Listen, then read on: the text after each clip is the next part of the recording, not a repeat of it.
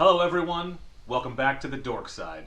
I am the Dork in my garage, and today we're going to talk about the 5 best dual sport motorcycles for dual sport beginners. Trying to decide on your first bike? I have some thoughts for you.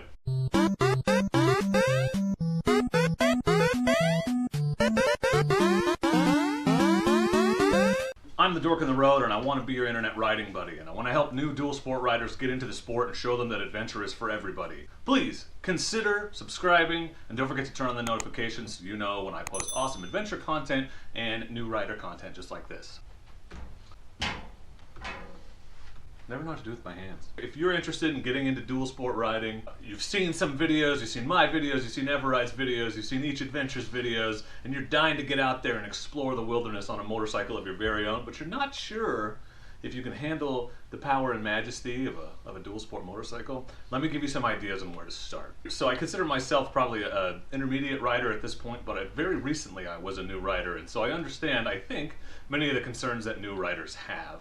So I get asked a lot, what would be a good bike for a new rider? I'm thinking of getting into dual sport riding. What bike should I look at? And so this video I think I wanted to make to help you make that decision for yourself. In my opinion, a good bike for a dual sport beginner should be 3 things. Relatively inexpensive, unintimidating and or forgiving for a new rider, and inexpensive to own, maintain, and continue to own.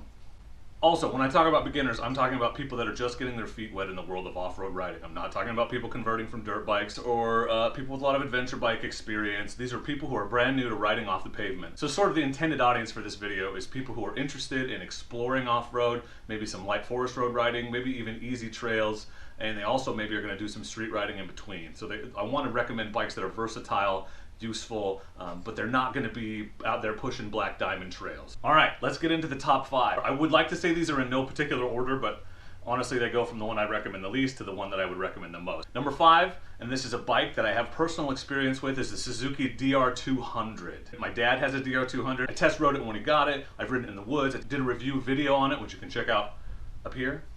I never remember. I'm gonna guess over here. So the DR200 is a 199cc carbureted motorcycle. It's a 5-speed transmission, has 8 inches of suspension travel, 10 inches of clearance, has a 33-inch seat height, weighs just under 280 pounds, an MSRP of $46.49.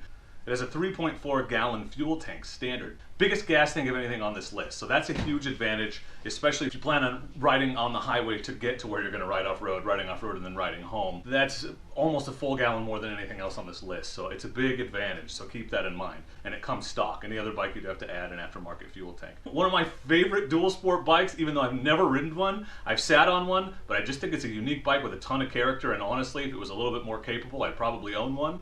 But that is the Yamaha TW200, or the T-Dubs as it's called. They're very capable little bikes. They have a 196cc engine, they're carbureted. 5-speed transmission. Now, of note is that the TW200 has the least suspension travel of any of the bikes on this list.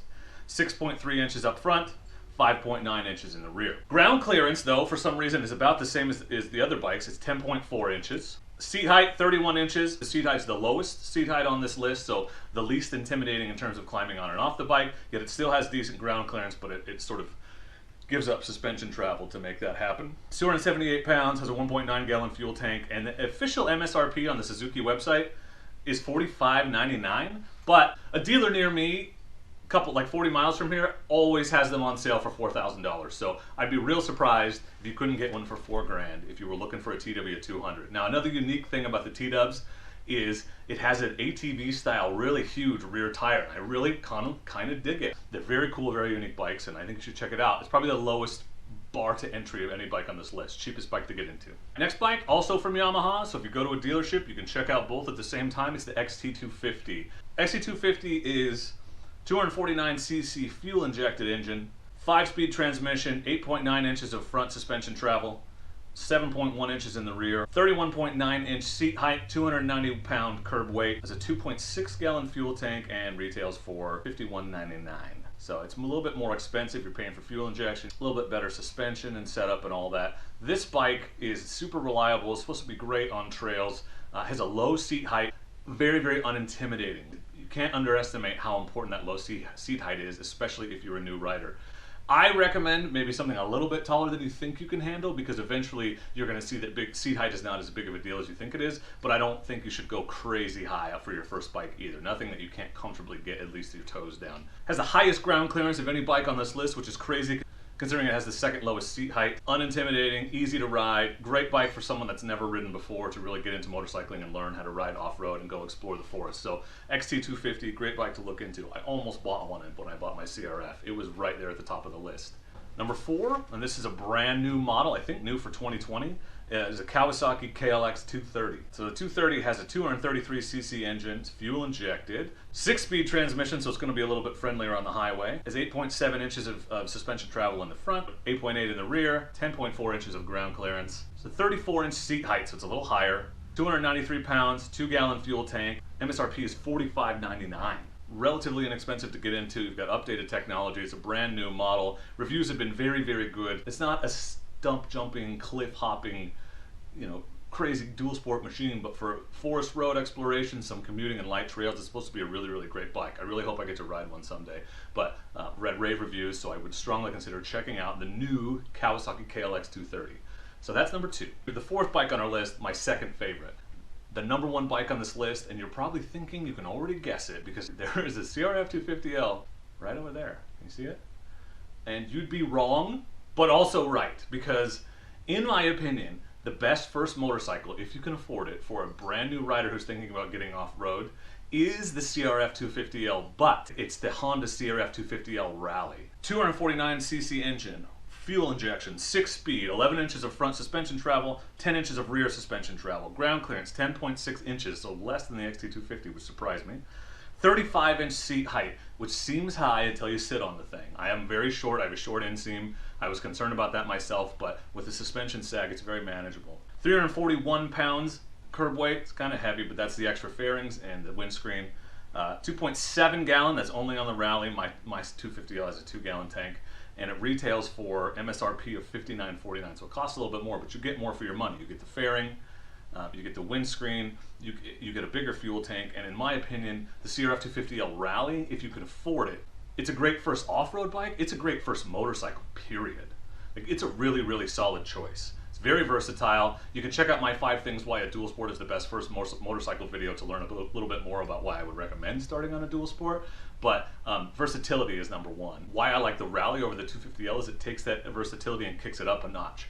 Because while the 250L is serviceably comfortable and does okay on the highway, the fairing and the windscreen on the Rally really, really open up possibilities for light touring. You can turn it into a lightweight, cheaper adventure bike with just very little effort. Any of the other bikes on this list are not as well set up for that on-road stuff, but you're not sacrificing any of the off-road exploration, light trail riding, forest road, fire road exploration, urban exploration. You don't give any of that ability up, but you gain a bunch of on-road comfort. And so for a new rider, especially one that doesn't know what kind of riding they're into, that versatility and that go anywhere sort of ability is really going to help you figure out what you're into. We all start riding thinking, having a vision of what type of riding we're going to be most into, and very few people end up exactly where they thought they would. So that's why I think a dual sport's a great bike to start on.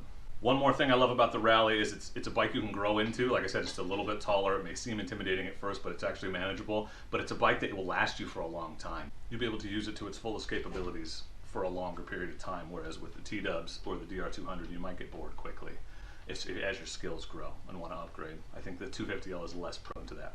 What do you think? Let me know in the comments what you think the best dual sport bike for brand new off-road riders is. Let me know if you agree or disagree. You'll notice all these bikes are Japanese. Is there a non-Japanese bike that you would recommend? I'm biased, but let me know if there's something else I've missed in the comments. Thanks for watching. I appreciate you. Please don't forget to subscribe if you're looking for dual sport off-road adventure content or more of these sort of new rider dual sport informational videos. Let me know if there's anything, if you have ideas for videos in the comments. Consider supporting me on Patreon if that's the kind of thing you're into. But for now, just let me say thank you for watching, and I appreciate you. Please do not forget to be excellent to each other. Thank you. Excellent! Oh, hey there. Didn't notice you. Just a ring light, a camera in my garage, but trust me, I didn't notice you. Hello everyone, welcome back to the Dork side. I'm here in the garage, holding my coffee, staring at my laptop. Same Dork as you usually have in the woods, just cleaner and warmer.